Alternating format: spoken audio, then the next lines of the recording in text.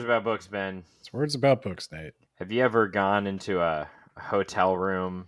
It's like nice and clean and pristine.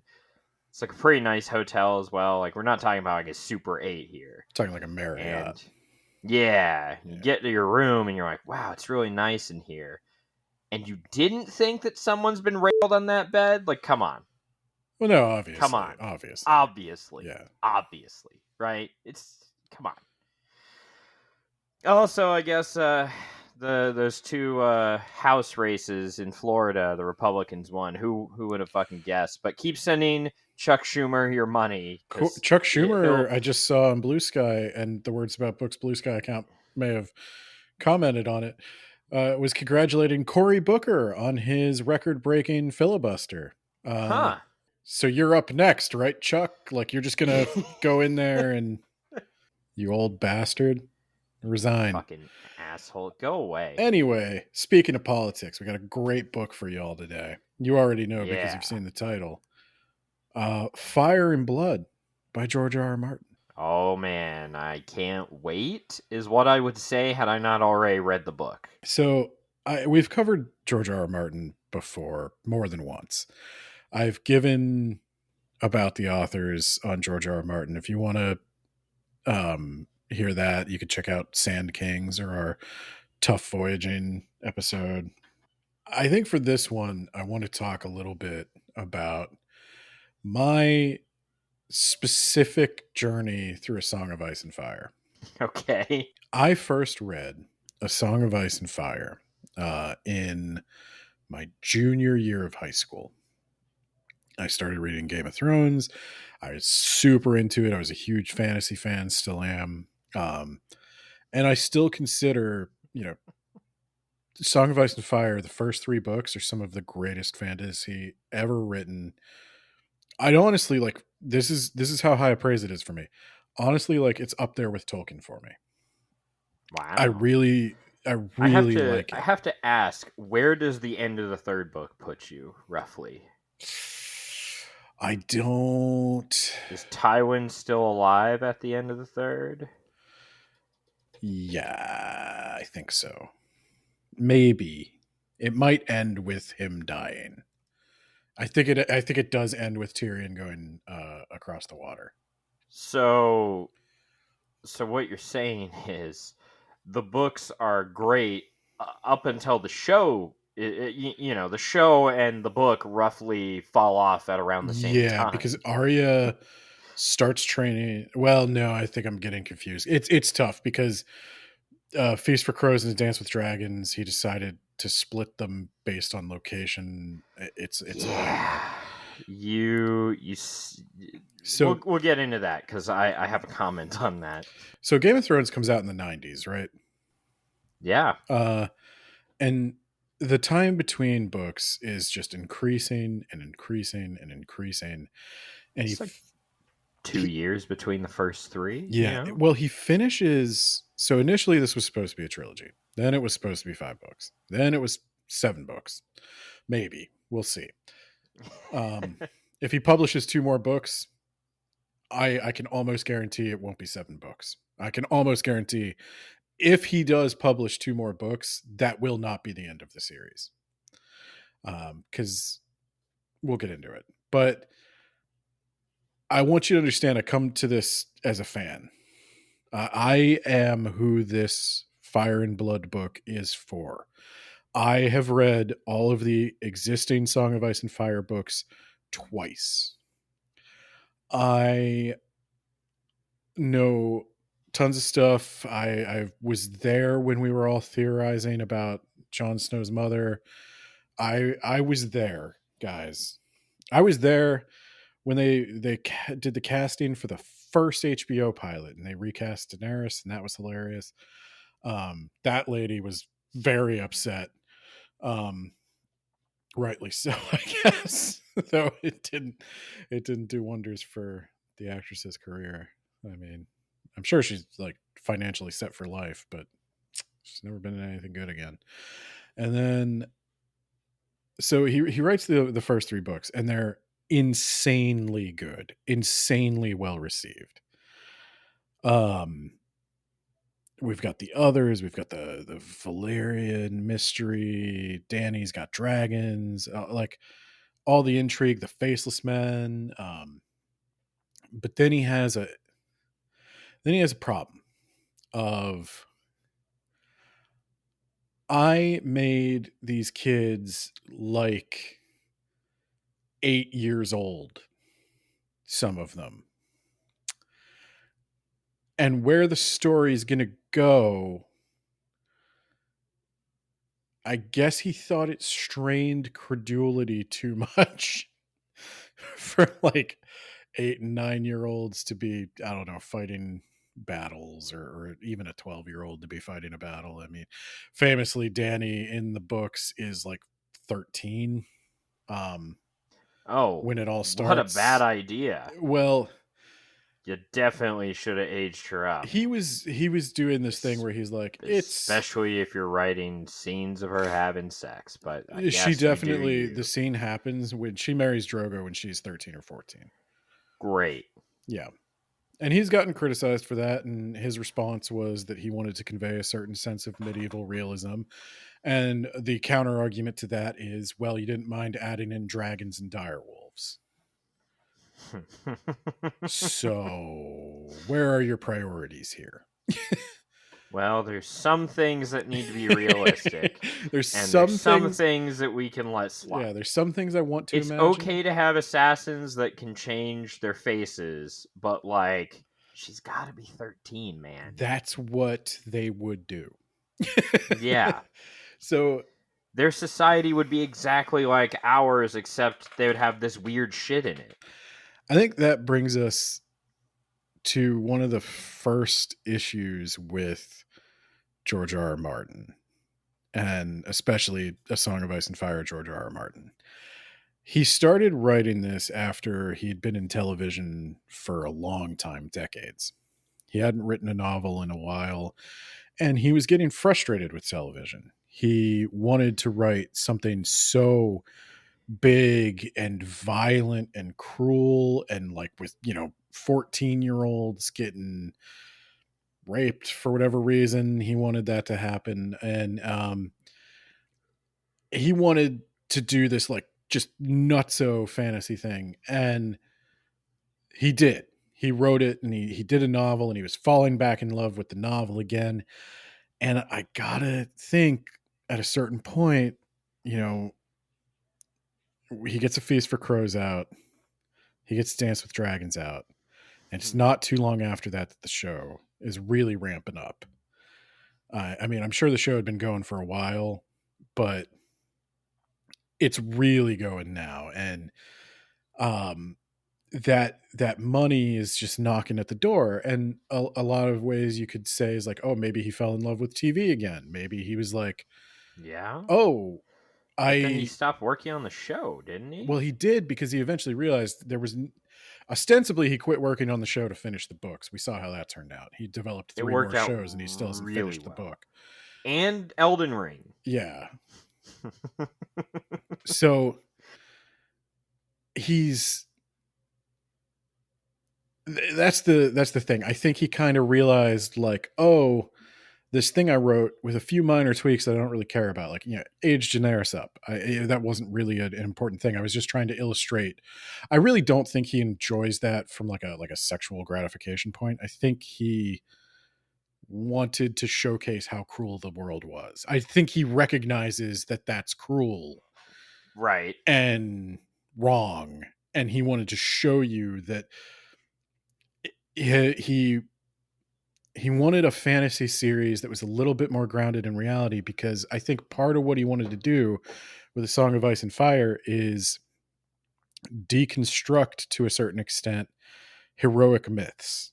He loves Lord of the Rings. Can you imagine looking at the world and being like, people don't know that the world is actually miserable. Let me write about that. To an extent, I can. Because he wrote it in a pre 9/11 world. More importantly, he wrote it in a post Vietnam world, and he was a conscientious objector, and he was big in that. He looks like a conscientious. He does look like a conscientious. He does. He does wear the suspenders of a conscientious objector. but but I mean, that was a shit war that had no purpose whatsoever and served to just kill a bunch of innocent people on everyone, well, basically. I think one of Martin's points, and we've talked about this numerous times with talking about Tolkien, is orcs are a cop-out in Lord of the Rings. And he's honestly 100% right about that. Orcs and Sauron are cheating to a certain extent because it lets you have the fantasy that there are things in this world you can just kill because they're evil, and when they're dead, the world's a better place. And Yeah. you have done good with your violence. And I think what George R.R. Martin is trying to question here is there such a thing as outside evil? Is there that enemy that just deserves to die? Or is it Yes. all The shades of White gray? Walkers. Maybe, but we don't know what the White Walkers' deal is yet in the books. Yeah, but in the show, they're just I don't care evil. anything about the show. The show is the canon until George can prove it wrong. No, I disagree. The show is fan fiction, full stop. I hate the show, Ben. After season 4, I think it falls off a cliff, and there's some good, and I'll say that the sets and the acting and all that is great, but it's being written and directed by a bunch of morons. The show I've made fun of numerous times. I think Dave and Dan, as we must call them, are overrated. But also, well, they didn't get that Star Wars trilogy because both they and Star Wars fell off a bridge. They were kind of left out to dry. They signed up to adapt George R.R. Martin's writing with his help. He wrote at least one episode a season up until season 5. And when it fucking started falling apart. And to their credit, a little bit, they signed up to adapt his work, and he didn't finish it. And they had the contract, and they had to. And now this is where I stop feeling bad for them. They're just not very good at it on their own. But they think they are. Yeah. But they're absolutely terrible on their own. But there were things... Themes are for 5th grade book reports, Ben. There were things they added that were good. Tywin and Arya never meet in the books. Yeah, but that was during season 2. That was when it was still good. Right, but that was David and Dan. You have to do 5, 6, 7, and 8 and look for good stuff. And the fact that she forgets about the ships, Ben. I didn't watch after season 4. She forgets about the Navy, but the Navy hasn't forgotten about her. And the scorpions kill her dragon effortlessly. It was the next episode, the dragons effortlessly destroy the scorpions. It was the height of arrogance to do those after show interviews. Oh, I would have. They would have done themselves so many favors if they would have just shut up, not been on camera. Yeah, I don't know what the showrunner of any other show looks like. But God, if I don't see those guys every episode, right? If they were lucky, they made a shitload of money off of those after show I hope things. So. I hope they got their money and they spent it wisely, because I don't think they're getting a lot of work. Yeah. I mean, I get it. I get that they're not solely to blame for Game of Thrones being one of the most popular series on the planet, and then like a year after the series finale, no one talks about it anymore. So let's talk about a couple of things with the books. So the shows go off the rail about the same time as the book goes off the rail. In different ways, I understand. The books, I think Lady Stoneheart, Ben. Now I haven't read the books yet. I'm gonna wait till George R.R. Martin either finishes them or passes away. Tell me, does Lady Stoneheart, does she need to exist? Is that an important character that they couldn't just cut for time. Yes. Oh, she is. Okay. I think Lady Stoneheart is an important character. Yes. Is Euron Greyjoy? No. Okay. All right. Cut. The Iron Islands and Dorne, Cut. throw them out. Cut. Yeah. I think that is where he started to fall apart. Because I think the Iron Islands and Dorne are mostly written about to fill perspectives on a few things in the two books that are considered not as good, Feast for Crows and Dance with Dragons. So you mentioned Feast for Crows, and I don't know if you're going to get to this or not because it's words about books. We go off the rails all the time. But you were like, imagine waiting. What was it? 5 years between that book, 2005, I think, and the previous was 2000. I don't think it was. I think it was 5 years for Dance. I think Feast was a little quicker.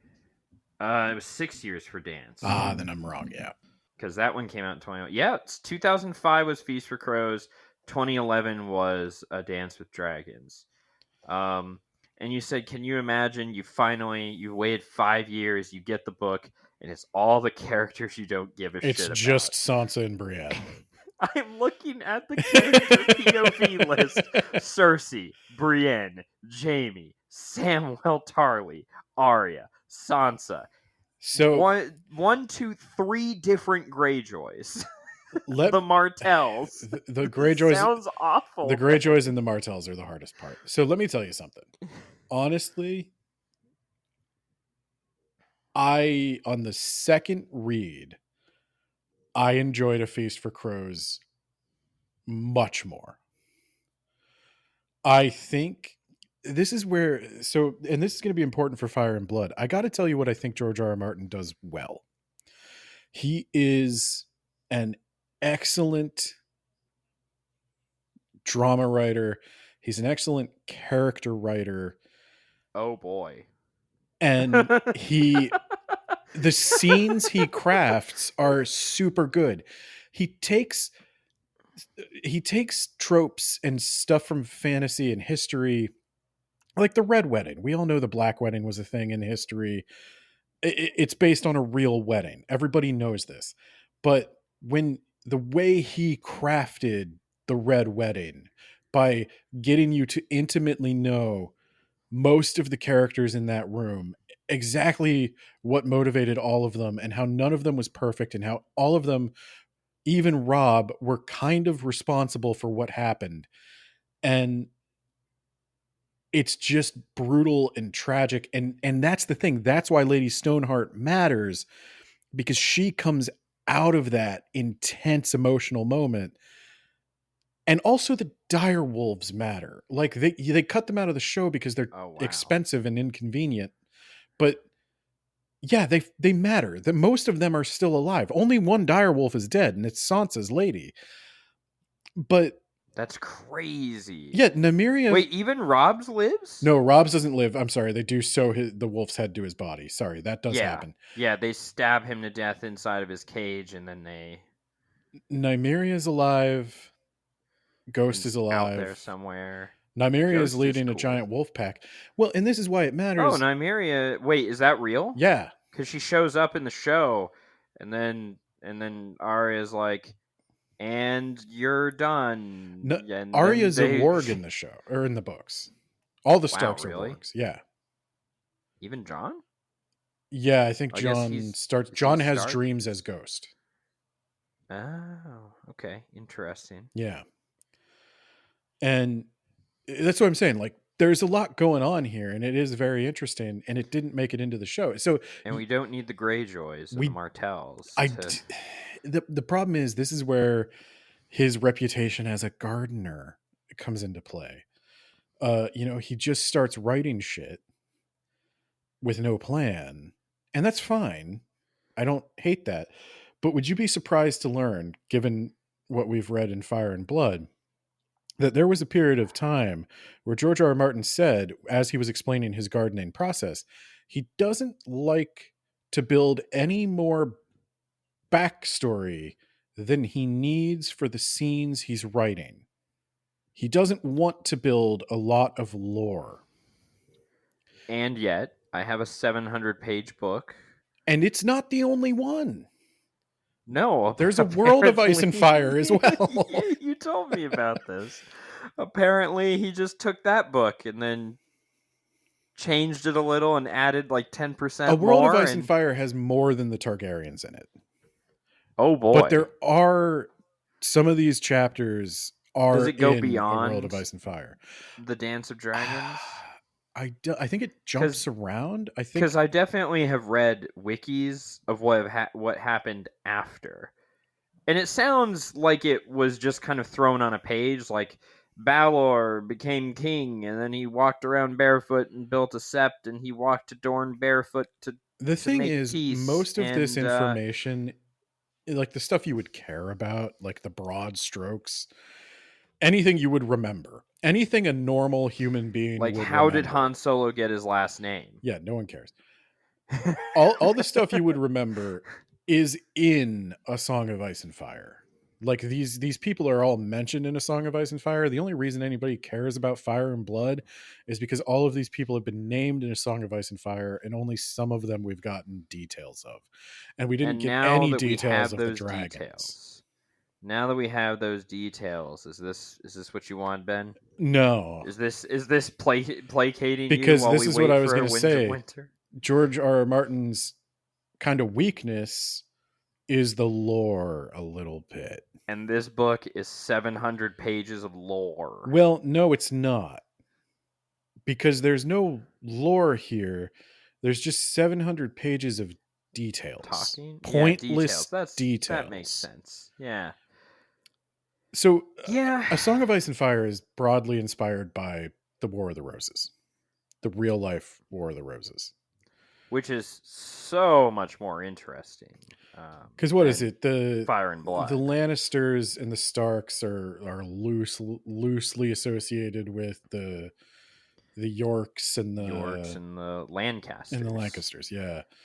And so, yeah. But what if there were dragons and Vikings? Well, that's kind of the thing. He's like, what if there were dragons? What if there were direwolves? And the reason he's doing all this is because he thinks that, I got a little off track, but to get back to it, he's a big old hippie, and he thinks that the heroic myths, the glorification of violence in fantasy stuff, he's like, okay, you guys like violent fantasy? I'm going to show you violent fantasy, but I'm going to show you the world, like what that's actually like.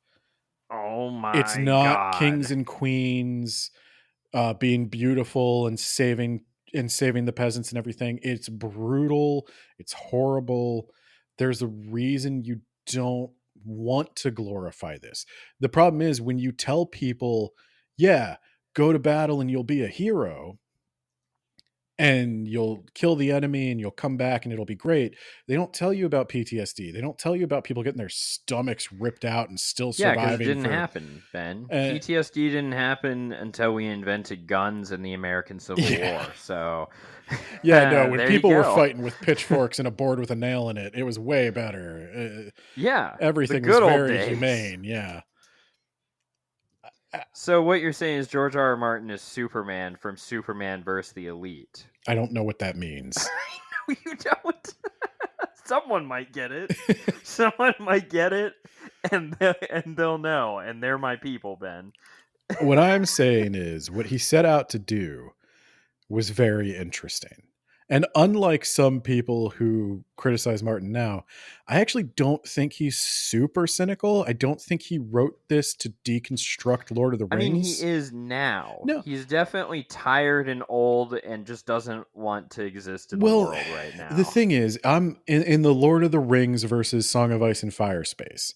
It's a very popular opinion that he's deconstructing Lord of the Rings specifically because he said all that crap about Aragorn's tax policy, and he's the American Tolkien. What is his tax policy? Did he dig wells in Gondor to get it fresh water, Ben? Did he go on what are they called? The things where you tour your country? Oh. I forget what they're called, but I'm going to say like promenade or something.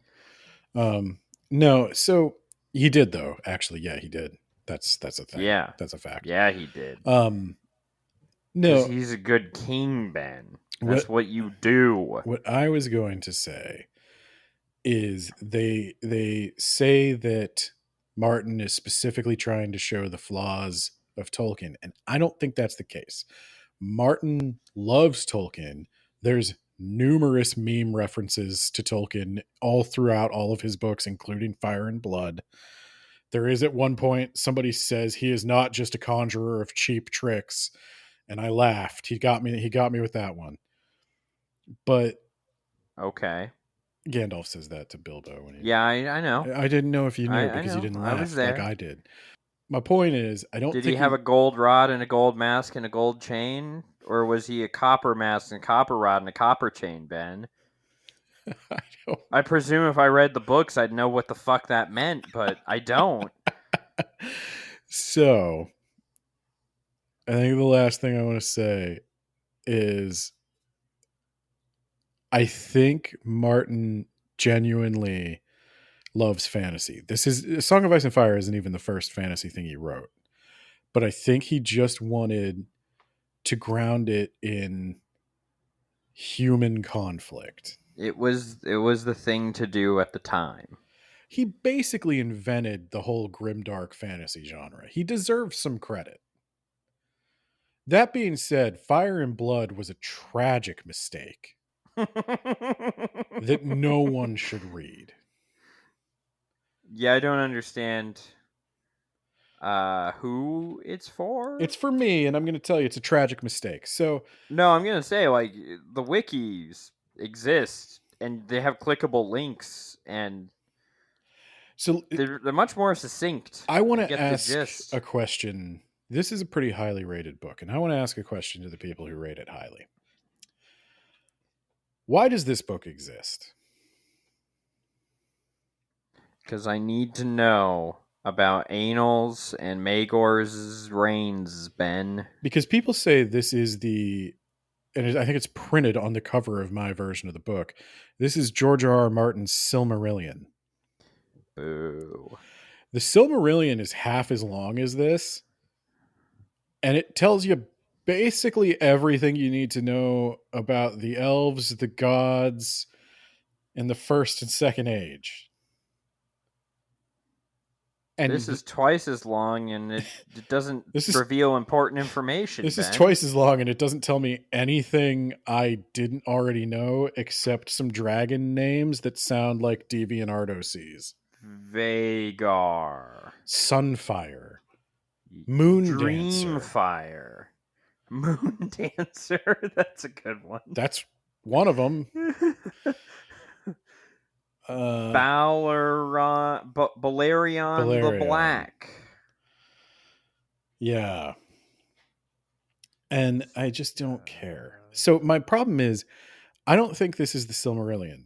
And I think the difference is Tolkien wanted to write the Silmarillion. I think Fire and Blood is born out of background writing, a handful of chapters he did for other things. It's like Dunk and Egg. Do you know about that?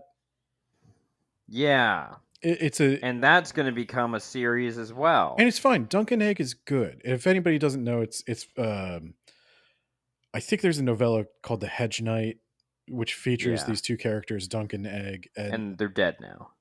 They try to hatch a dragon egg using wildfire and burn everyone to death.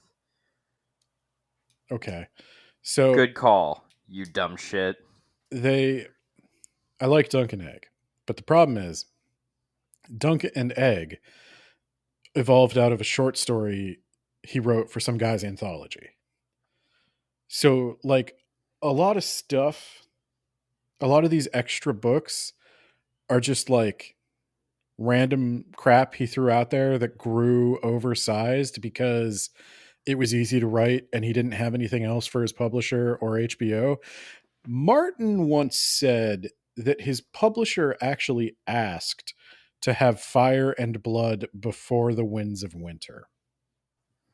His publisher probably realized it would be easier to not stylistically at all crap out a bunch of history and then publish that. I think his publisher probably thought there was a decent chance of that producing some answer to the show. Oh, okay. Well, it didn't. No. Swing and a miss.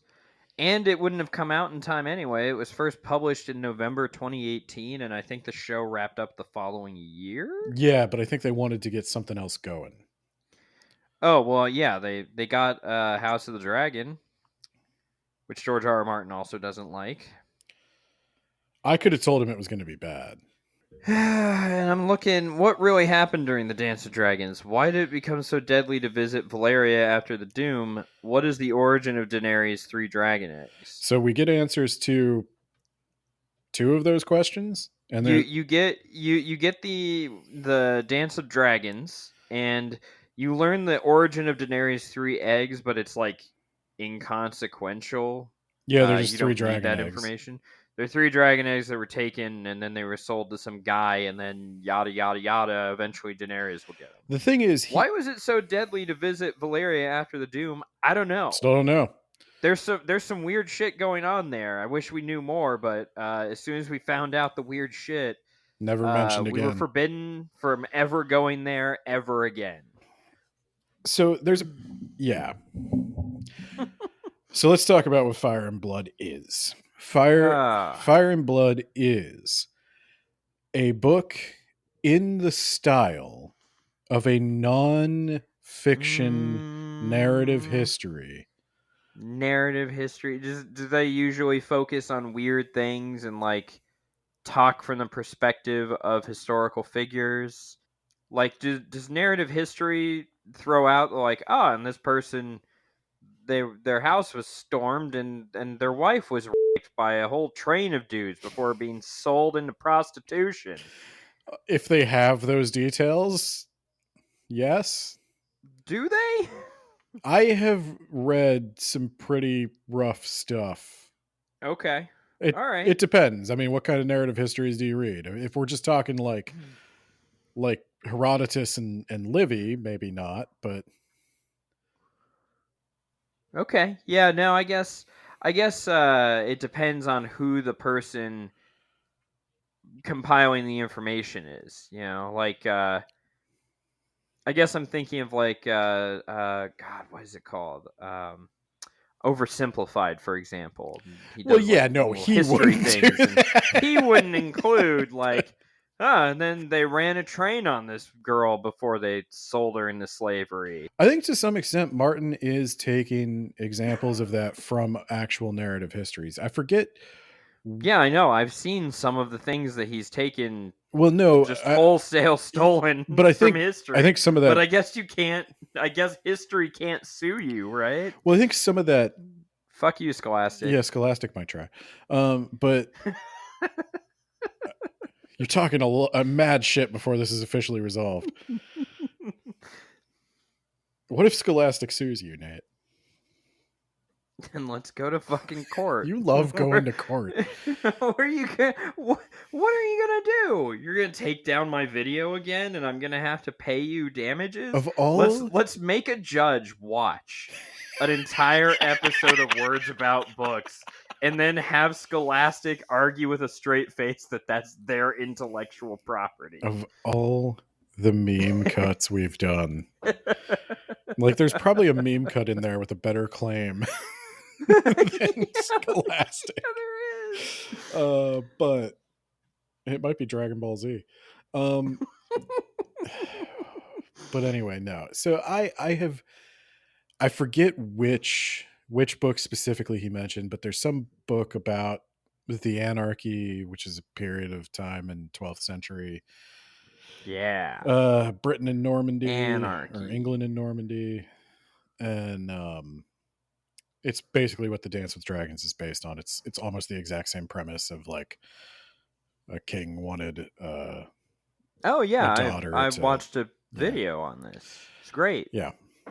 And it was real history. Yeah, that's the challenge, is he takes so much from real history that like maybe I should just read the real history you're referencing, and then I'd at least know something that happened Yeah. instead of, because here's the thing, I read all 700 pages of this plus the interview at the end, and No can do, Ben. I actually realized I had already watched that interview a long time ago. Of course you did. Fucking nerd. I don't remember anyone. I read all 700 pages, and this is the problem I had. I was actually reading a book on Assyria, and I had to set it down because I was like, I just need to know more general information about this region of the world and the events that happened. This is too specific because we're getting real deep into the details of, like, it was the kind of details that you were talking about, like if they had letters between two people and they knew what punishment happened to somebody. He'd talk about like ears getting hacked off or noses getting cut, women getting, raped, and he'd talk about Oh, all. like my Stalin book, Yeah, where if you already know about that period of time, this is like an over analysis of Stalin. yeah, and so I had to set that aside because I just did not have the broad strokes. Now, I'm somebody who's read A Song of Ice and Fire twice. If I don't have the broad strokes of this world, I don't know who does. I guess these people giving it 5 stars, maybe they're better readers than me. I doubt it. I bet I know more. But I'm just going to throw that out there. Maybe it's because I know more that I can't give it 5 stars. I don't know. I'm willing to go toe to toe with somebody on Ice and Fire knowledge here. My point is, You want to there's compete against Ben on our new our new game game. show. Do you know Send more? us an email. Do you know more than an overread pedant? No, I don't remember any of the names. There's Rhaenys, Rhaenyra, Anus, don't forget him. Aenys. He was a king. No less than 3 Aegons. There were, I can think of 4 Aegons off the top of my head. And look, Don't forget Aegon the Uncrowned. Put some respect on his name. He died in the battle beneath the god's eye, or above the god's eye, I guess, and Maegor killed him. Can I ask and you real his quick, what's the dragon. god's eye? That is a lake, Ben. So I know this is I can point to it on a map. Martin has also said, like, and I wanted it to feel like real history, and it does. And it does, because I don't remember which Henry. Well, there's going to be a test. You're going to have to correctly answer who was reigning as king when 9/11 happened. I think it was Queen Elizabeth II. And she did nothing to prevent it. That bitch. So, no, I don't remember which Henry started the anarchy. Was it Henry II?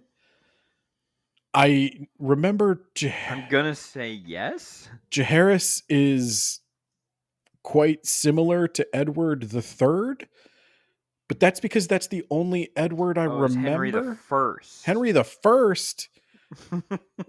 Henry the First daughter, Empress Matilda. Oh no, and you're right. And her son Henry Plantagenet, later Henry II, fought against Stephen of Blois. That's the book. Seized the throne. That's the book. He said it was Henry based on the Plantagenet dynasty by Thomas Costain. So yeah, what you're saying is we need to just find some interesting history and just steal it and add a little bit of fantasy and change the names to make them stupid. We can cash in. Well, the thing is, that's basically what he did for A Song of Ice and Fire, but then he applied all of that amazing dramatic writing that he is fully capable of to it. And it really sucked people in and made them care about history. Because that's the challenge, is when you, like, why would people sit down to watch The Tudors? but they don't pay attention in history class.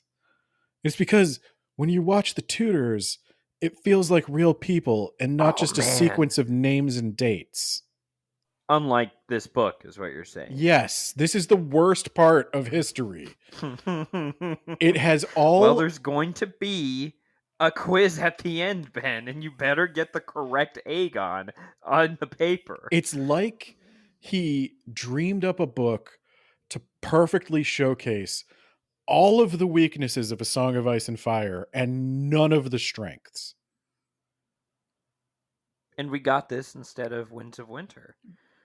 This is like exactly what he's bad at. Taken dramatic events from history. Ben, in what year was the King's Road completed? Multiple choice. 90 AC, is that the date they use? After conquest? Yes, that is it. I don't remember. I know the King's Road was the first road Around completed. 62 AC, you dummy. Gosh, you were off by 30 years. How dare you? I'm trying to remember because I remembered. Because Jaehaerys died in like 100 AC, No, Ben. I thought Jaehaerys died before it was complete. No. I thought the road projects went on well after Jaehaerys was died. Are we just talking about the King's Road? I guess when it started, yeah. See, you're failing the test. No. We're going to have to form a study group to figure this out because I remember the broad strokes and you remember the stupid dates. We're going to have to go to the library, get one of those conference rooms, get a few study buddies. We're going to have to figure this one out. Oh, God.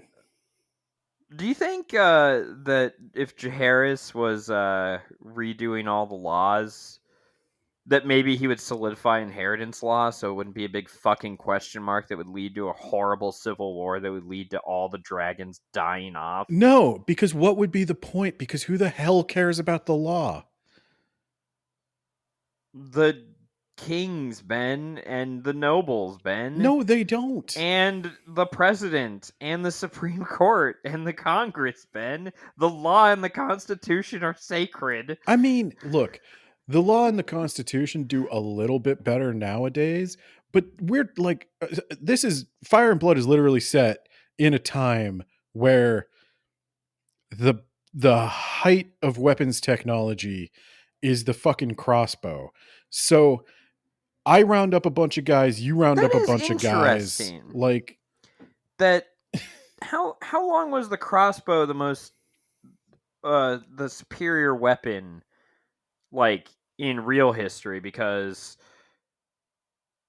it's still like the height of weapon use in Song of Ice and Fire, and that's like 200 years after some of this. 300 since the conquest, right? Despite having I don't know how they're funded, citadel of learned scholars, no one is in any way curious about how the world works. And no one can be curious about how the world works because if they answer any of the questions about how the world works, that's spoilers for Winds of Winter. I can't study how dragon eggs hatch because if I know, then how do they hatch? I don't know because that's the mystery. What I know from A Song of Ice and Fire is that they hatch by burning them next to a witch. Okay, let's do that. Obviously. But for real though, if I could create a B-52 bomber by burning a witch, there would not 100%. Be a crystal shop left in this country.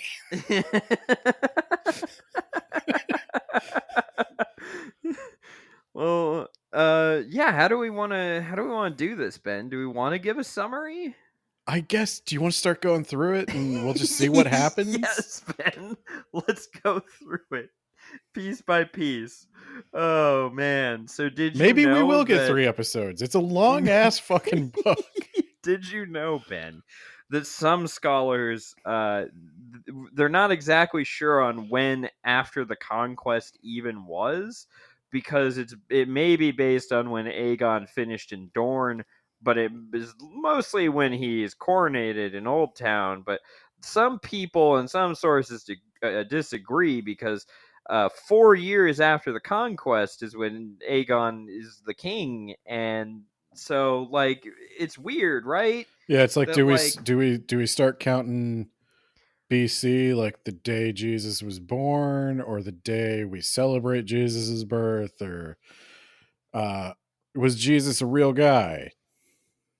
I Probably, I don't guess.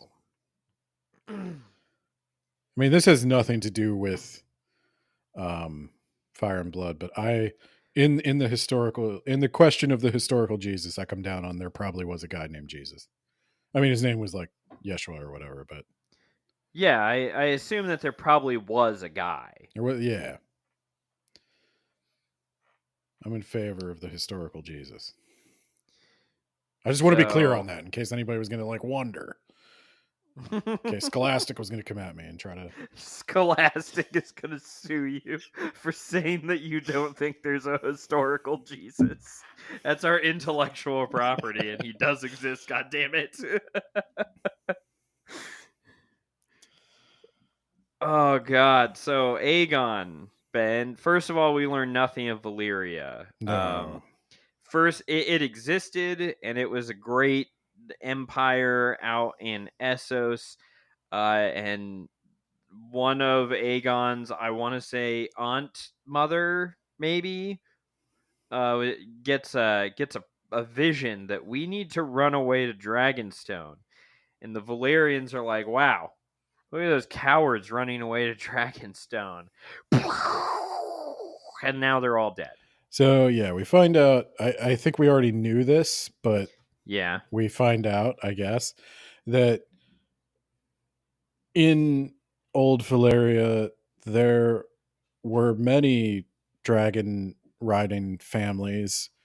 and the Targaryens were the weakest of them. Yeah, and they're pretty powerful, And except for so every the time we see them.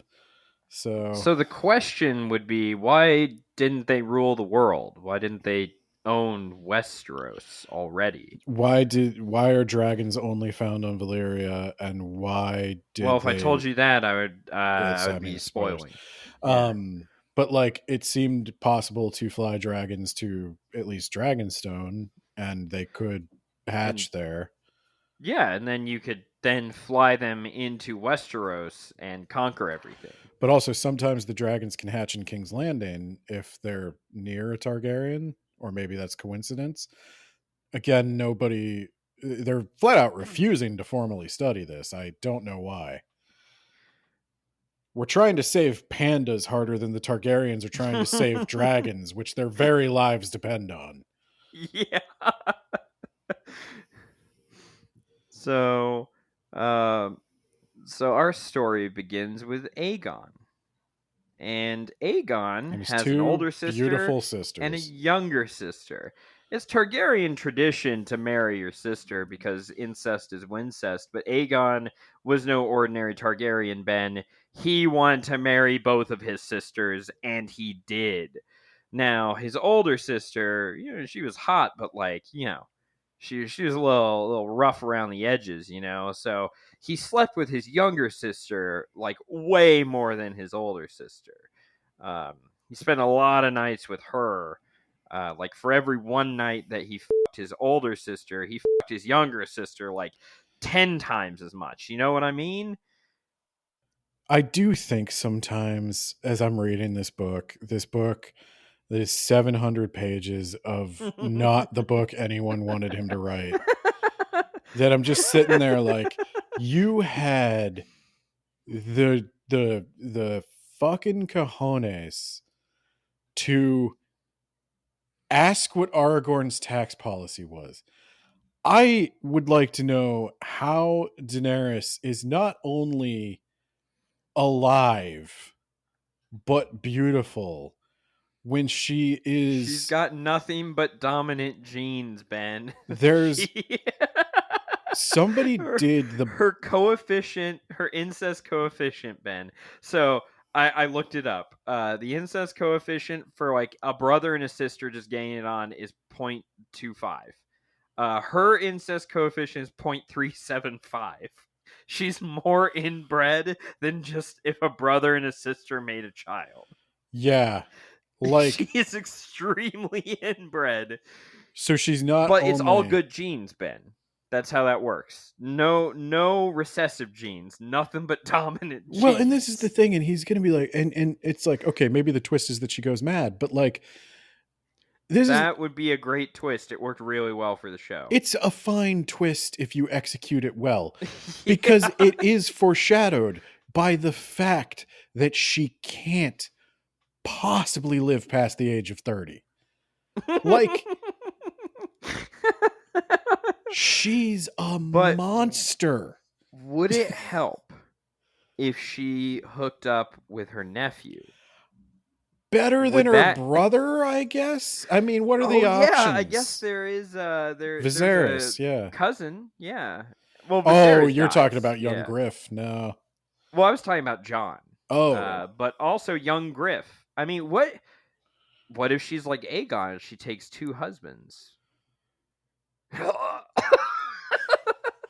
I don't think that achieves the same thing because, like, okay, here's the thing. Like, if you're trying to produce as many children as possible, Well, you don't know who the father right, but is. she You can only just you produce one swirl it child at up. a time. Like, this is, You swirl it up and then you put it in there and you're like, I don't know who the dad is. It's both of your yeah, kids. but that doesn't create two kids.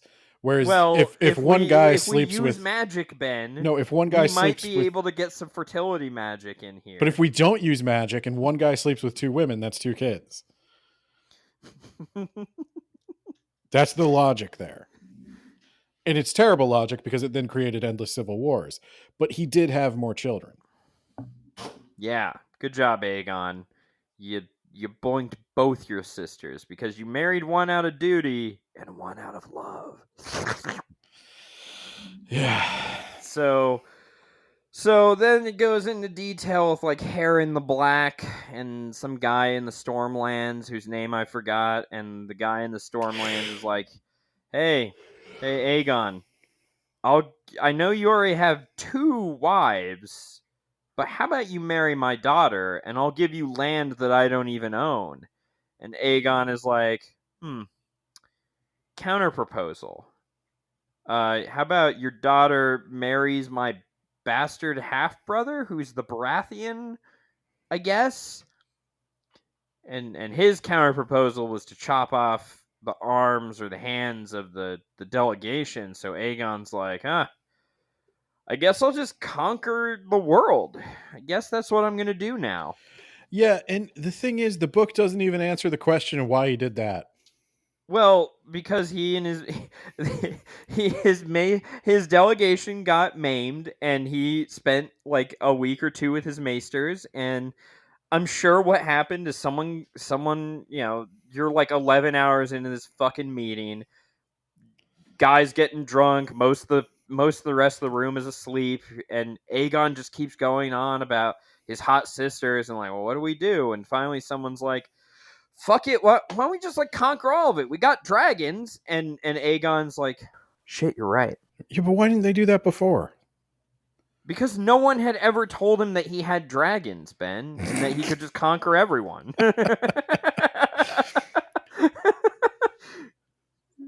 Yeah, just dragons, Ben. I don't know, maybe is there something like, again, because it raises 1,000 new questions.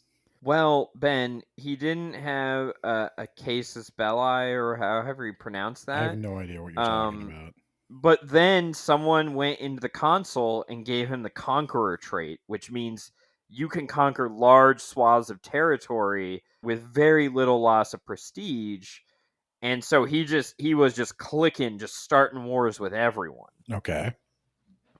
I don't know who the Rornyar are, Ben. The Roinar. Rornyar. I know who the First Men and the Andals are. I have no idea who this third group is. I believe I they're the assume. people that live along the Rhine, which is a river. Okay. Why are they? How are they different from the Andals and the First Men, and also the Dornish? So I'm guessing if we're looking at the loose history here, is or would the first men be like the Angles and the Saxons, and then No, it'd probably be the Celts, right? well, I'm thinking like would the the Andals be the Normans? No way. No, because I Normans would guess yeah, be because I guess the William, Valyrian, William right? the Conqueror would be. I think the Celts would have to be the first men. They were there, I think, before anyone was, And right? then they get locked in the north. There you go. And then the Anglos and then the Saxons. So I guess the Anglos and the Saxons are the Royanyar and the Andals. Yeah. And they just fuse. They do the fusion dance and become the Anglo-Saxons. Yeah, nobody really remembers what was going on because they couldn't read. And then somewhere along the line, they're Vikings. That's the And then there that's are the also Normans, who are also Vikings, but different Vikings that settled in France first and then sailed across. But I guess the Vikings, they tried to take over during the the 1066 Danelaw. era Yeah. area.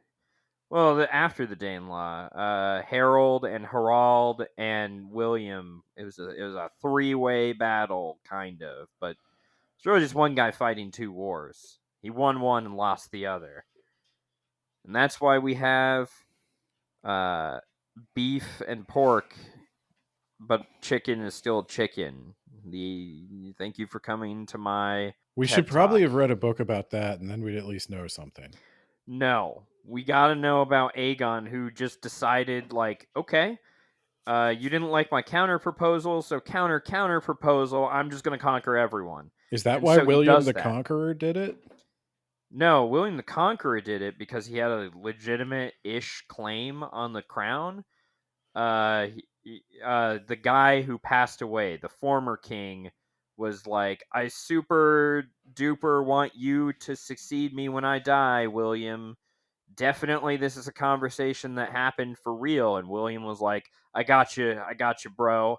And then William was like, hey, why are you crowning that Harold guy? Should be me, Willie.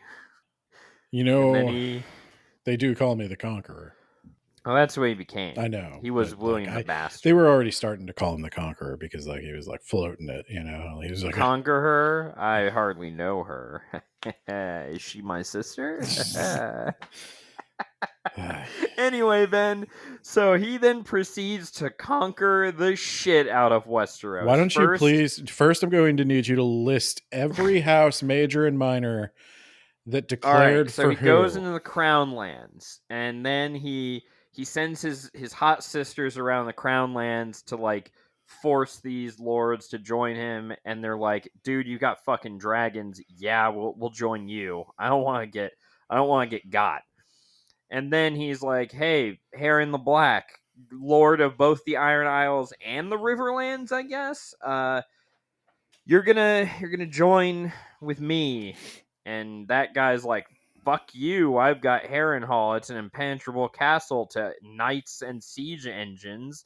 And Aegon's like, "Well, luckily, I don't have knights or siege engines." And he dragon blast, and Heron the Black is like, "Well, stone doesn't melt," and then it It melts does though, because yeah. dragon fire is incredibly At hot. a certain And temperature, everything melts. Yeah, yeah, so or he combusts. just I guess everything he- doesn't melt. Some things combust. well, the things that combust are unfortunately like fleshy living things that run around screaming as they're lit on fire. Poof, poof, poof, um poof. So he burns Harrenhal down. The River Lords already kind of abandoned him anyway. They've joined Aegon. Okay, because the other thing Uh, is, this is what I was struggling with as he was describing it, and it's kind of a question you don't have to deal with in A Song of Ice and Fire because you don't have a full size dragon anywhere there. But like this dragon is like larger than a dinosaur. This dragon is fucking huge. Yeah, this dragon is like a mobile fortress. And especially this one. This one is humongous. And it flies. And you're like, what medieval knight right? is looking Who at that? looks at this? Even if I've got the biggest castle in the world, who looks at this and is like, I could take it. Put the crossbowmen on the thing, and I'll give you a gold coin to whoever shoots it down.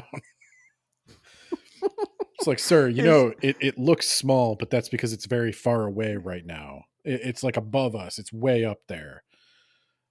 And I love that his plan was to settle in the Harrenhal for a long siege. It's like, well, what? That's your plan? You're never going to take me alive. You'll have to starve me to death over a period of years first. You know what they needed for like dragon armor? Is like, you know how horses have like those blinders? Like, what if you just put that on the dragon so like it can only see like right in front of it, and then the rest of its eye is covered? Because you're directing the dragon where to go anyway, right? Like, and then that way, why would you need armor, Ben? Because Dragons that are way you can't. invincible The unless only they're not. soft part of a dragon is the eye. That's why. That's the only way you're going to kill a dragon, is if you shoot it in the eye. And that should be so obvious to a man whose only asset is dragons. Well, he just found out he had these and that he could conquer the world with them. That's why he hadn't tried it before. All right. And it goes really well. He takes the Riverlands, and they swear their allegiance to him, and then he goes to the Stormlands. The Baratheon goes down there and they do pitched combat for some reason. That's going to be a Stormlord- big theme for the rest of the book. They do pitched combat for some reason when one side has dragons. Has dragons.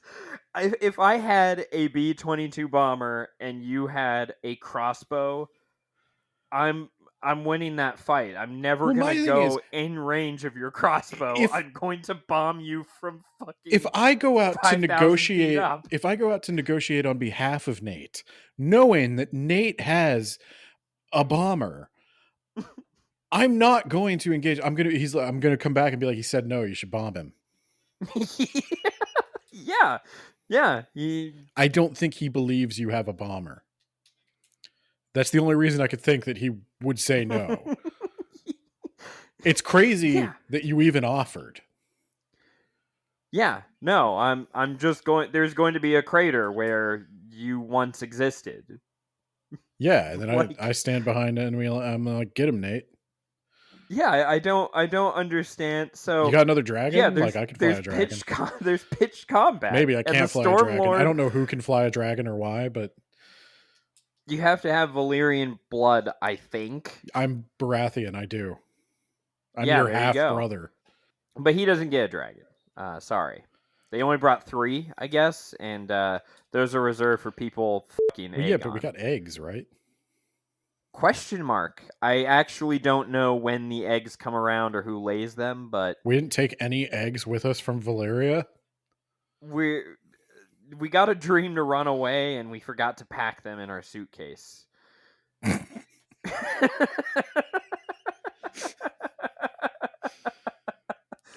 We probably should have taken some more of that Valyrian steel as well. Yeah, is that just what steel's called in Valyria? Like, how common is it? Yeah, that would be great if they would have brought more of their B-22 bombers and their magical steel. Yeah. But yeah, okay, so Stormlord, right? There he charges up a hill during the rain. At first I thought it was just going to be Agincourt, but it didn't turn out to be that. But they fight their way through the Baratheon's center, and then they came face to face with Rhaenys, who knows? The hot daughter, the hot younger sister of Aegon, who had a dragon on the ground, and I'm like, wait a minute, she was there? Why why was she not just burn everyone to death? You know how Why are we fighting a pitched battle? Your dragon is here. I don't understand. it's raining. Dragons can fly in the No, he rain. doesn't do very well in there. He doesn't like it You, though. you know what you could do? You could just have your forces retreat until the sky's clear, and then you start bombing. But, you know, I mean, he needs to feel like he's doing something. yeah, yeah. So then they kill the Storm Lord, and then his daughter is like, "You can burn me and all my men to ash, but we will never surrender." And as she's saying this in the background, all of her loyal counselors and stuff are looking at each other like, "The fuck did she say? Oh my god, she's gonna get us killed!" So they grab her and they bound her, and they also strip her naked because of course, and they deliver her the Baratheon, and the Baratheon's like, "Yeah, I killed your dad, but he was pretty cool, honorable and shit. How about we get married, and I'll And just because I can't marry him, I'll take his marry you. place." Yeah, yeah. I respected the hell out of him in those last moments. So that's how the Baratheons took over the Stormlands, and then next the Gardeners and the Lannisters. They're like, let's pool our forces together. Surely he can't beat a really large army. And apparently it was the dry season, and they're gonna fight in a field of incredibly dry wheat. And oh look, dragons have fire, and everyone burns to death. I And can't. they call it the Field of Fire, I and can't. the Gardener's entire dynasty dies. It's making me angry again to just hear about it because I'm like sitting there. It's like, dude, you have. Do you know how many people? Do you know how many people have complained to me about how long and boring Lord of the Rings is? How long and boring and just utterly unapproachable the Silmarillion is. It's half as long as this. In the time it takes him to tell you how 3 dragons beat a bunch of guys on horses, which duh, I How could feel they like have that's done all that? we needed to say was Did, they had 3 dragons versus a bunch of guys on horses. well, Ben, you need to know how dry that wheat was, because otherwise the men would not have caught on fire quite as Yeah, I well. also read the fire chapters of Sun Tzu's Art of War and wondered where am I ever going to use this, and then was relieved to find an opportunity. But no, I am just sitting here like in the time it took for this in the Silmarillion, like in the page count of the Silmarillion, we had like conversations between God and the devil. People are What if, shaping Middle though? Earth. I feel like at least one lamp is built. What if Aegon's conquest was him conquering like 2 guys and then dying to a bunch of knights on horseback? I guess I'd be really. I mean, that's Beowulf. You're describing Beowulf, I guess. So, what if Aegon fought Beowulf? I'd read that. Yeah. Oh God! And I guess he killed This Beowulf, might be 3 parts, Ben. but then his squire would come in and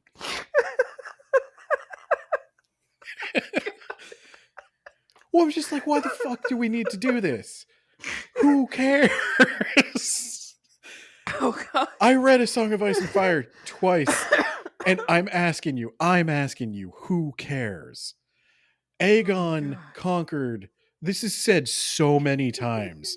This is said so many times in A Song of Ice and Fire is that Aegon changed everything with dragons. He rewrote the rules of warfare. He came in and And utterly nobody knew how to deal with dragons. yeah, he came in which and is utterly don't. decimated it, and that's all you needed to know.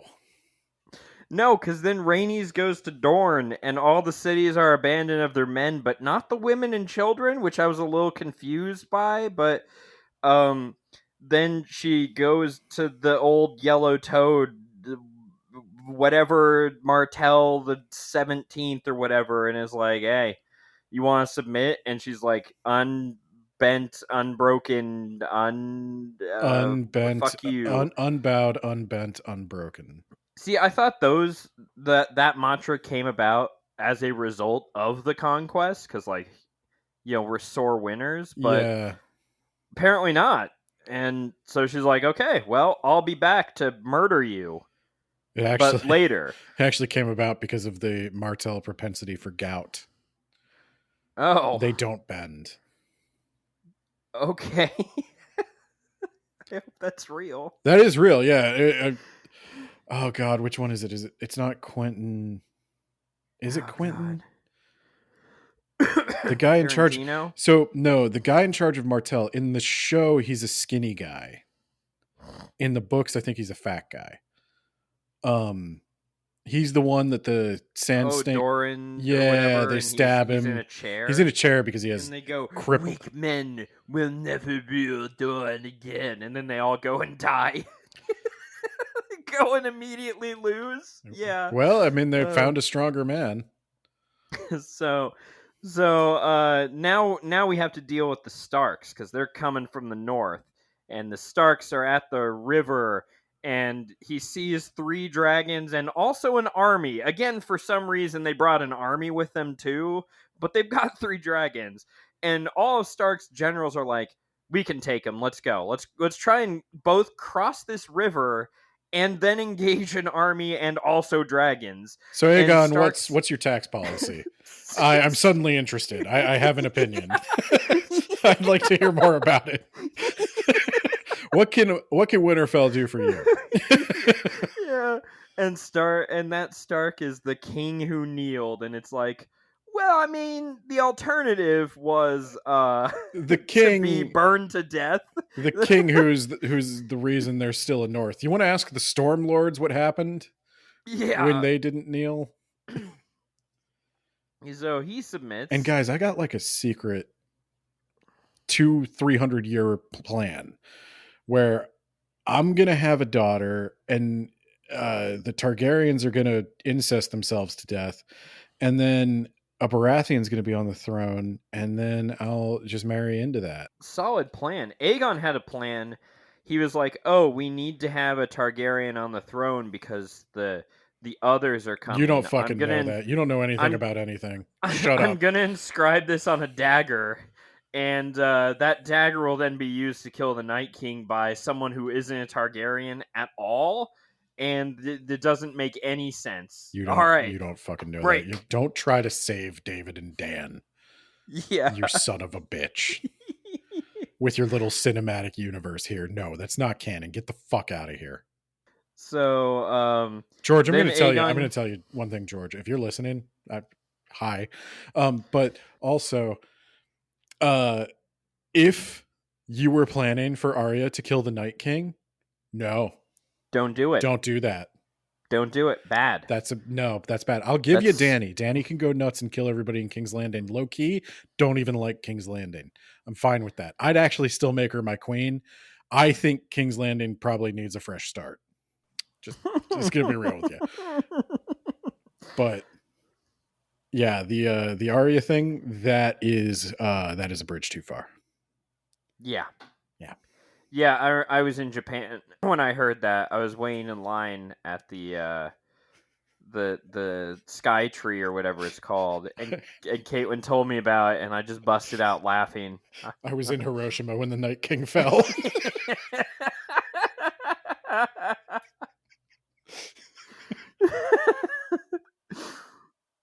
Oh, and then Aegon gets blessed, and the Pope crowns him king, and now Aegon do be conquered, yo. But then he's got Dorne Wars, Ben. Do we want to go into the Dorne Wars, or do we want to cut it here? We could do everything next time. This is like, yeah, why not? It's as long as Dune, basically. Oh, We might as well. God. Yeah, we might as. It's been a while since we've done a big complainy 3-parter that I don't like. Here's the challenge. Like, I don't know who this book is for. it's for no one. No one was meant to read this. It's merch. It's a slow pitch for a pilot for a TV show. But they've already used every actor in the British Isles. So now they're just down to like Doctor Who Put and me in the game, governor. I can do a British accent. uh, Tea and crumpets, dog. did you know that Cersei and Bronn used to date in real life? Yes, I did and not know that. they couldn't stand each other, so they uh they they were not on set. I think at the same time in the finale, where They possible. say that's a rumor, but I also think Bronn's role was much expanded in the show because the actor is, quite frankly, very likable. Yeah, It's a shame they couldn't work it out because they're both pretty good actors. But but they yeah, realized that theater people are the worst, and they couldn't stand each other because of that. yeah. That's why Dolly Parton married an accountant or whatever.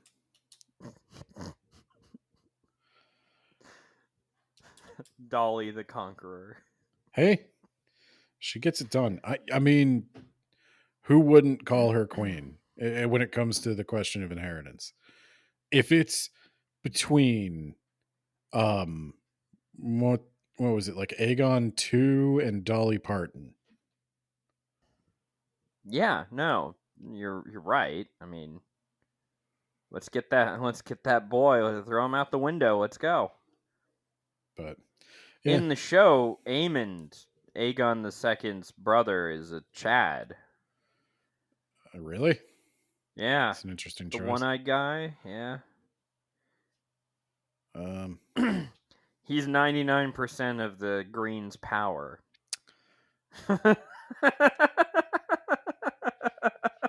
so they just like didn't read the book. I can't blame them. It's for no one. Uh, I heard they also gave. So first off, it's absolutely crazy that they haven't write that stuff on the dagger. I feel like that's story breaking. I can't believe George isn't whining about that. I can't believe he's whining about the other stuff. The dragons, Ben, they would rule the world if they were not territorial, and they are. But why did the Targaryens or Valyria not rule the world, George? I Seems don't. like it's pretty fucking easy. They take over Westeros in like an afternoon. We're not even like 20% of the way through the book. No, because you have to do the Dornish War, and then you have to do Aenys and, and Maegor. And then we have to. Unsurprisingly, like Aenys is the worst Targaryen. So Aenys and Maegor, one of them's evil, and one of them is just a fucking loser who Well, you would beat up and steal his lunch money. Guess who is who? And then after that, you got Jaehaerys, it who really lives is. forever. They really did name one of their kids Aenys and one of their kids Maegor. But what if it had been flipped in reverse? Like, what if you just change their names and it becomes Aenys the Cruel? Aenys the Cruel. You Okay, know what his fuck it. form of torture is going to be. You don't want to get on Aenys the Cruel's bad side.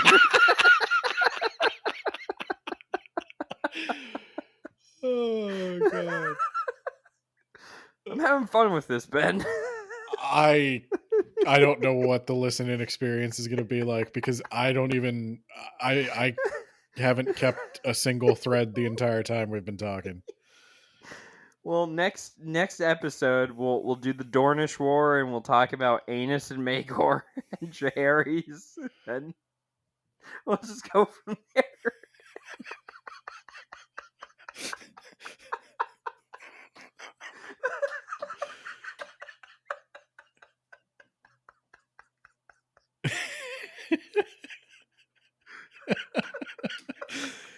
It's such a bad book.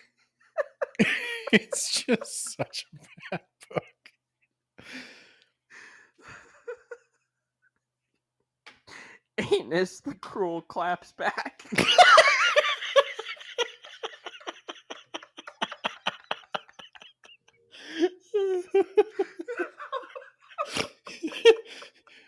you think it's strange that none of the Targaryens ever named their children for anus? That there's no Anus the second?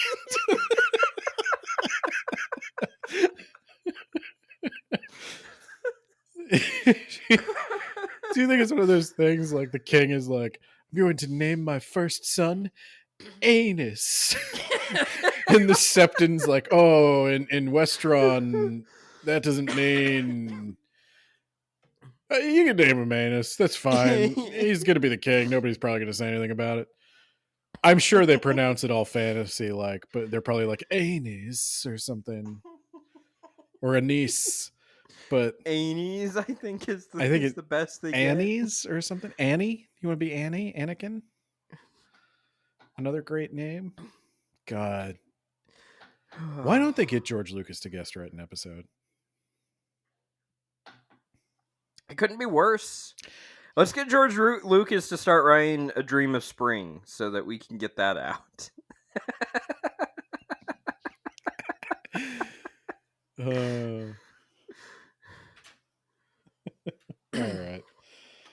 right. You want to do the Patreon shout-outs? Oh, God. We're earning your money this week, guys. I want to thank each and every one of you personally because I know this is exactly what each and every one of you wanted. So I'm going in random order. I'm going to go Shy with a Y over on TikTok because Shy just walked past me. And then there's John Bierce, author of The Mage Errant, The Rack, and The City That Would Eat the World. Then, of course, we have... Who's that one guy? Keegan. Then, of course, we have Keegan, who did not give us a project, but is still a $10 patron, and that is awesome. Then we have Jamie, the Gravy Man of the If You Want the Gravy blog. I don't think Jamie does TV shows, but if we can ever get George Lucas to make the Song of Ice and Fire movie, he could review that. You could review this book. I give you permission for this one. Who haven't I said? Isekai Sensei Sama of the That Time I Got Reincarnated in the Same World as an Anime Podcaster podcast.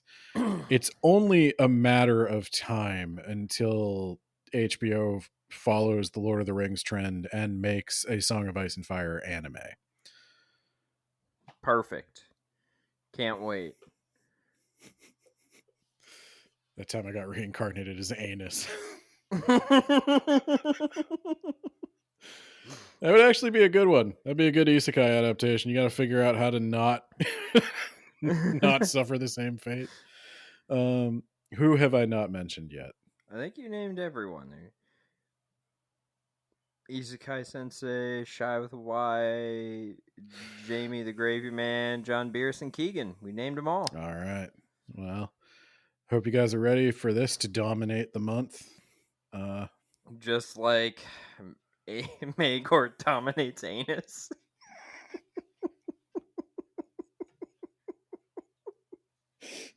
What's the name of Maegor's sword?